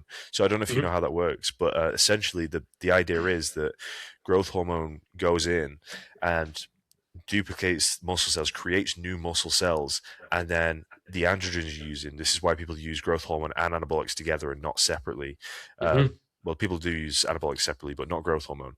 But the reason you use them together is you're supposed to be creating more muscle cells, and then the anabolics then go and grow those muscle cells to a larger size. So you basically, have you ever seen cancer? It's like you duplicate in the cells, but then those cells are then growing themselves. And so Yeah. that's the idea behind using growth hormone, Mhm. which is Interesting. yeah. So I'll do some more research into that Yeah, yeah, yeah. That sounds cool. sarcoplasmic growth because that sounds quite So interesting. I need to research on it, to be honest. I remember reading about it in the past, because it used to be that this isn't true, but it used to be that a lot of people said that the bodybuilding look, like the traditional bodybuilding, like metabolic stress type training, the pump, Yeah. led to more sarcoplasmic hypertrophy, and then the more strength related low rep ranges tension, really, like led to more myofibrillar, like proper muscle growth.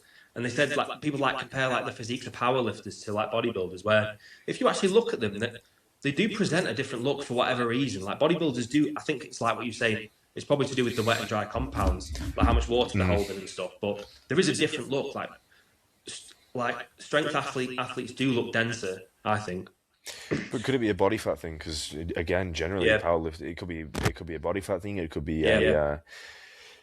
like I say, compound thing. But Hmm. there's got to be a few factors at play there. But what I mean, in terms of the look, I don't know. Maybe that contributes to that again, that muscle maturity thing. Maybe it's a Hmm. difference in the cells themselves. I don't know. It's such a widely sort of unknown topic. And do you know what? This is one of the things I love about bodybuilding so much is because it's such a new sport and because it's a big gray area, especially in terms of the drugs.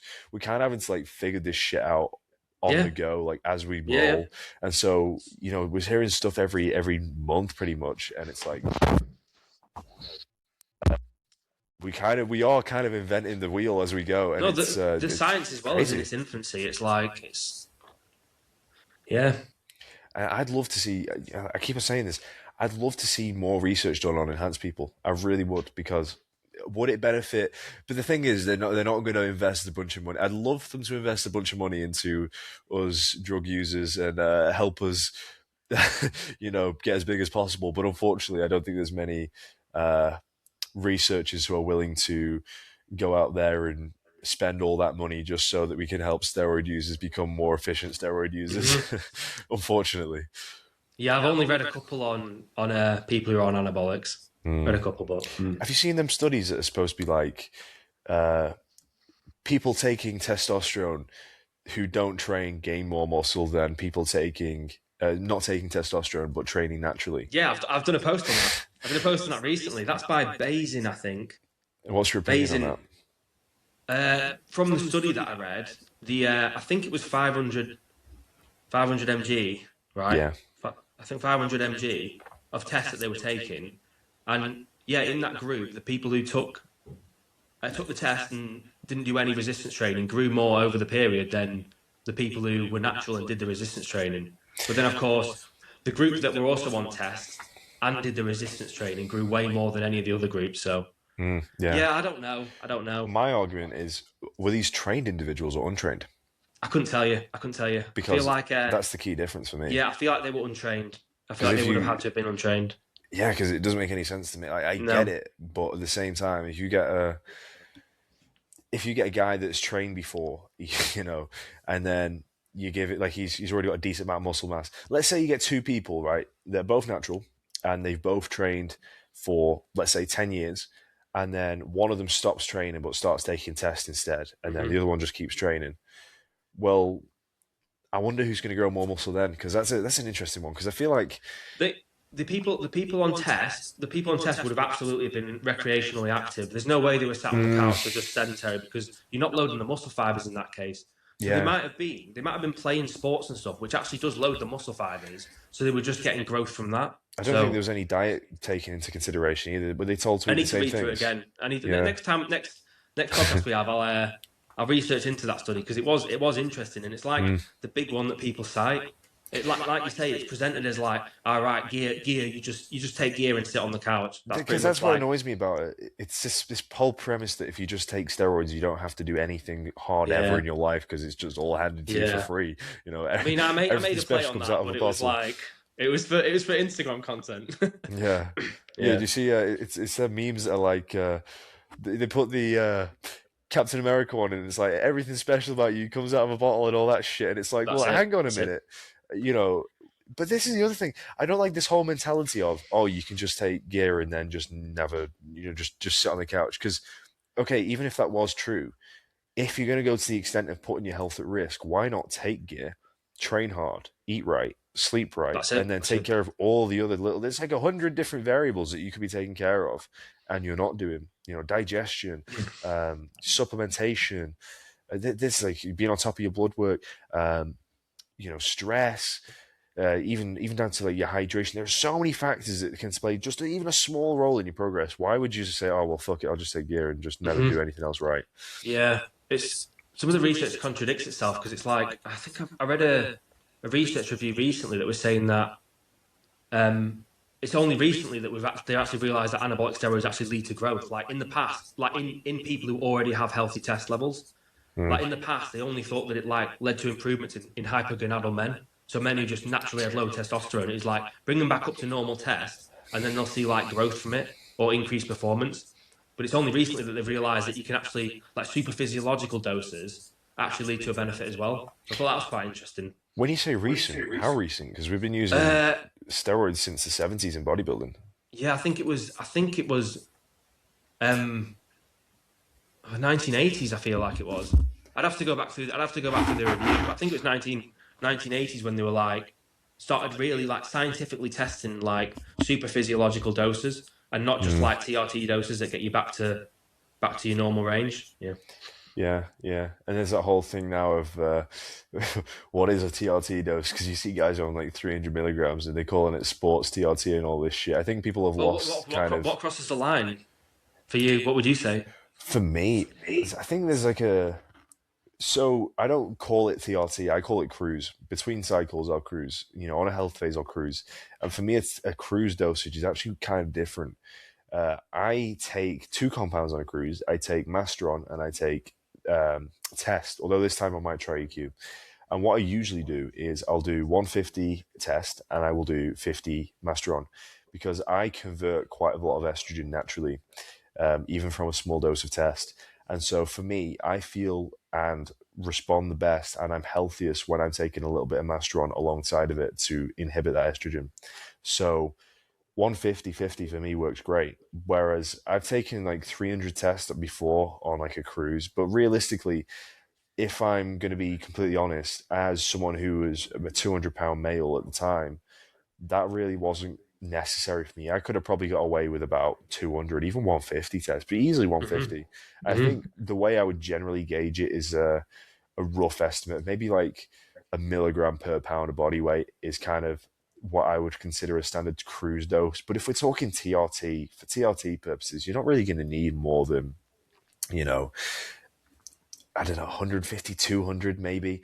And then again, obviously you do have this whole concept of you're always going to have some outliers. You've got guys who can take 60 milligrams of test and that works fine for TRT. But then you have some guys that they take 500 and that's like, you're barely just putting them at, the same range as they had when they were natural.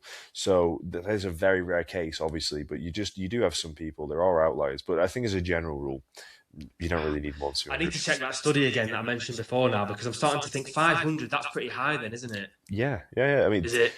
it's the old Reddit first cycle take 500 tests. That's the standard first Yeah, cycle if you it go could have back in been. the It might have been forums. 200 then with the couch one because 500 would make sense then if you were I taking thought it like a was big 300. dose and you were really, really. I'll have to look into that. We'll have to look But into that. 500 is not loads. Like I'd say it's like a medium dose. I Mm. mean I'm on 500 tests, 600 EQ right now, and that's my prep Mm-hmm. cycle.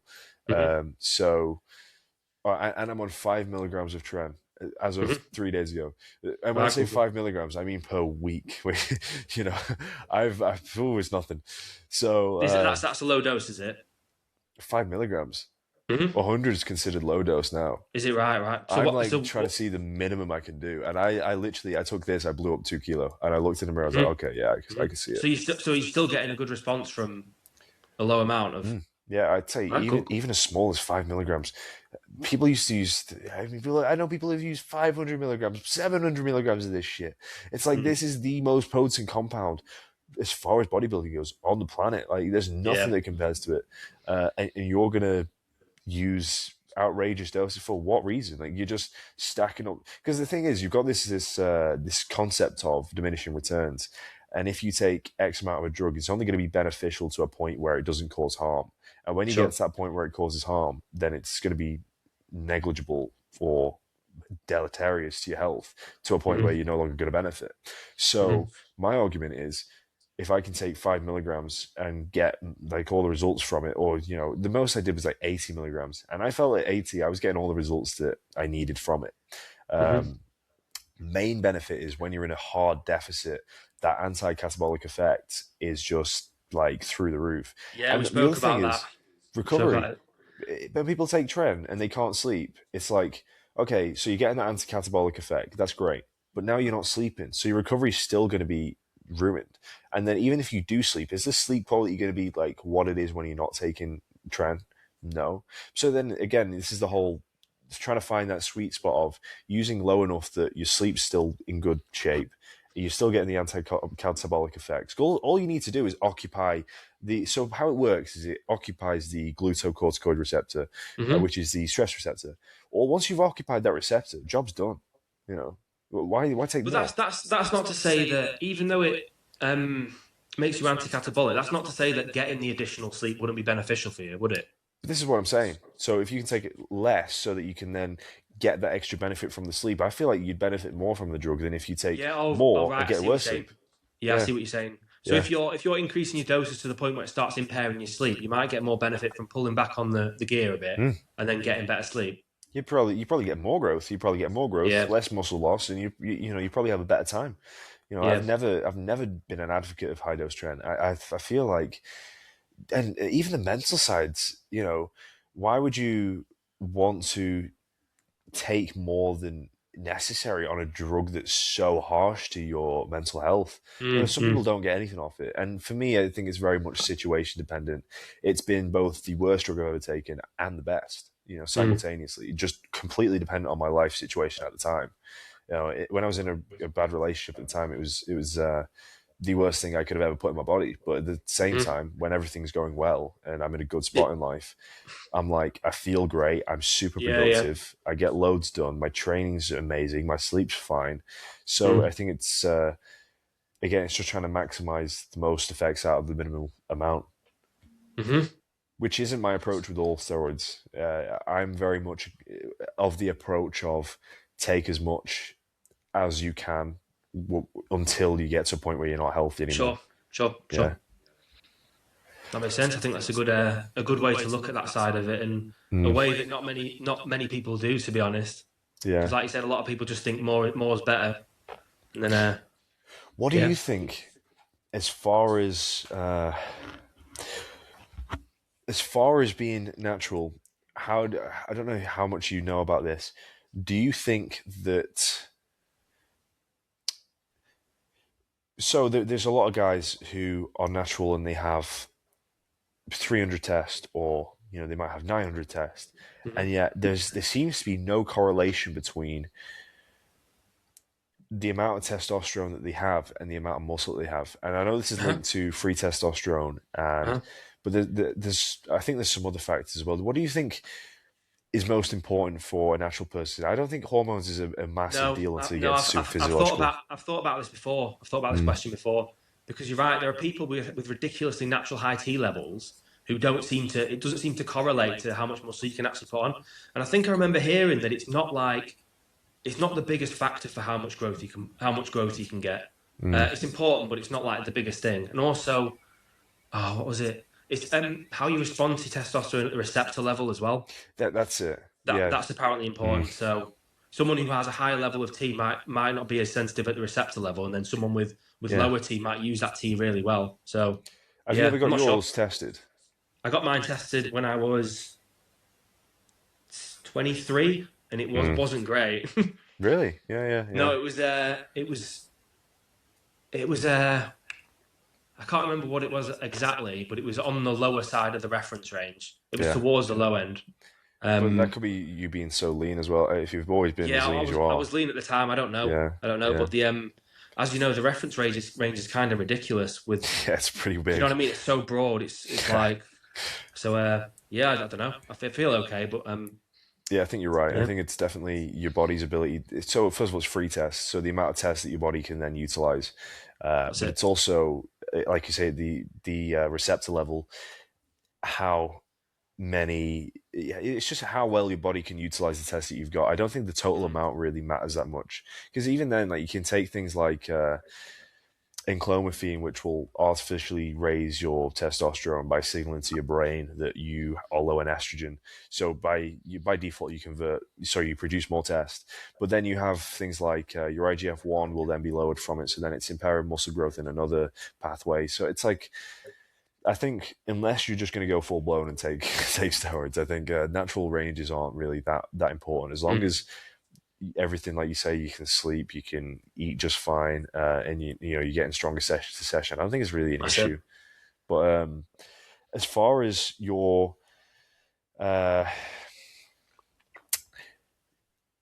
your training goes, what's the difference between your training now versus what it used to be? Maybe like a few years ago. How's that changed in terms of, and has Uh, it changed out of a place of trying to maximize growth now that you're more trained, or is it just trying to maintain what you've got no, kind of thing?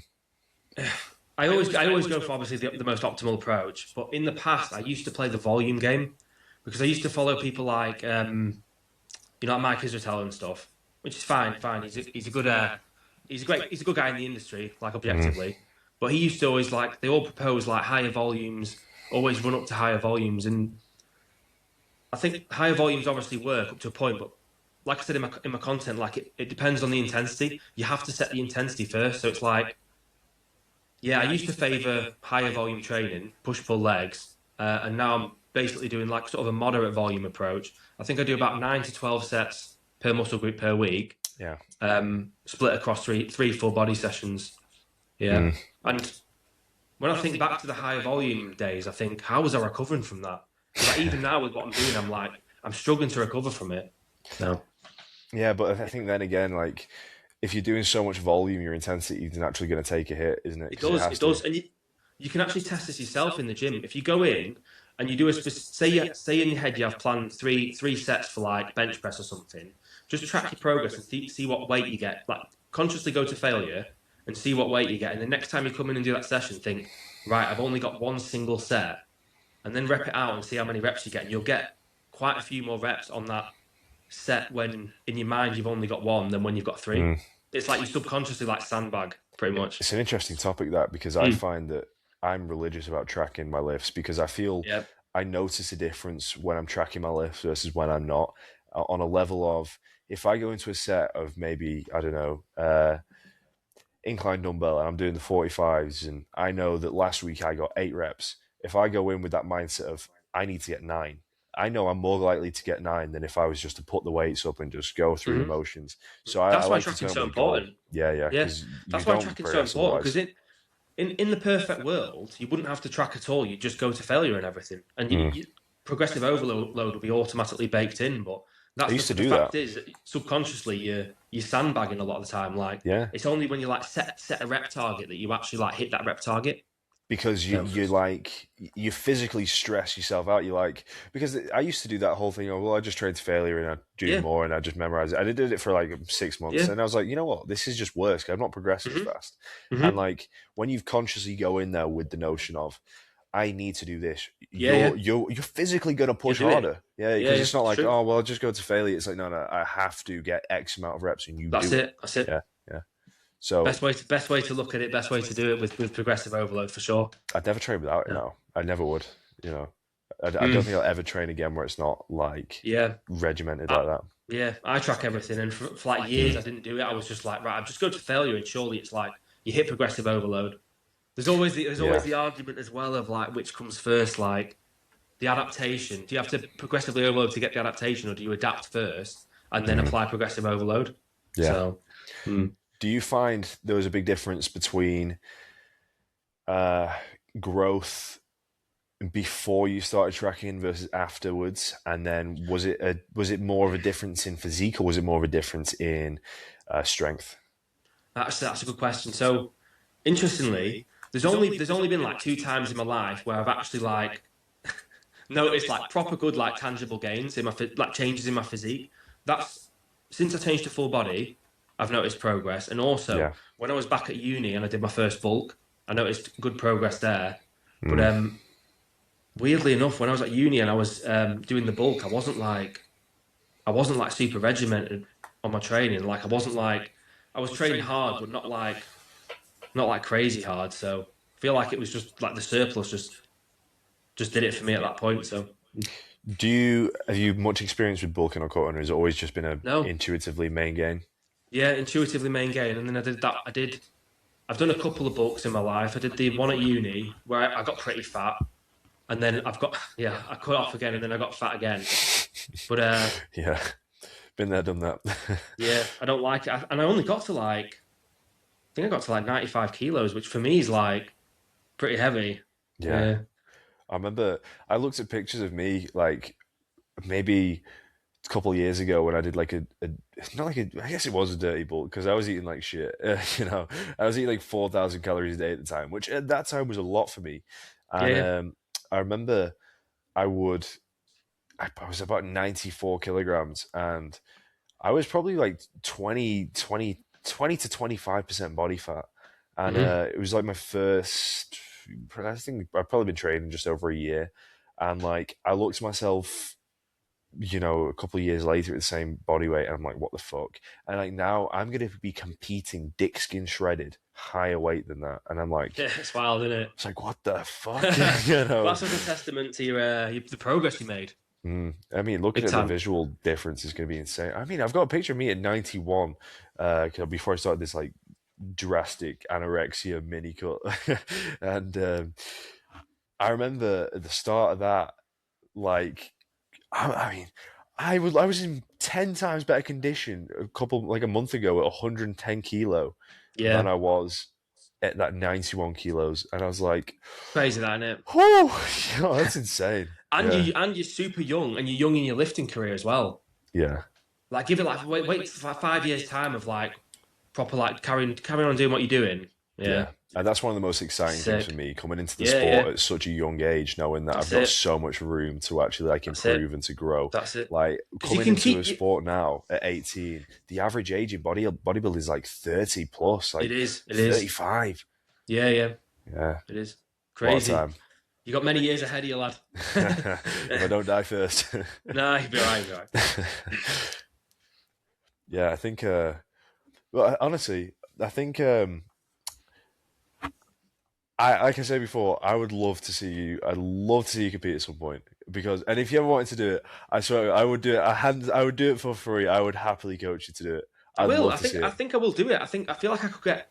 I feel like if I tried, I could get shredded, like proper shredded. But I'll I'd have. peer pressure you. Yeah, yeah, lad. Yeah, I'll have to think about it to be honest, because it is.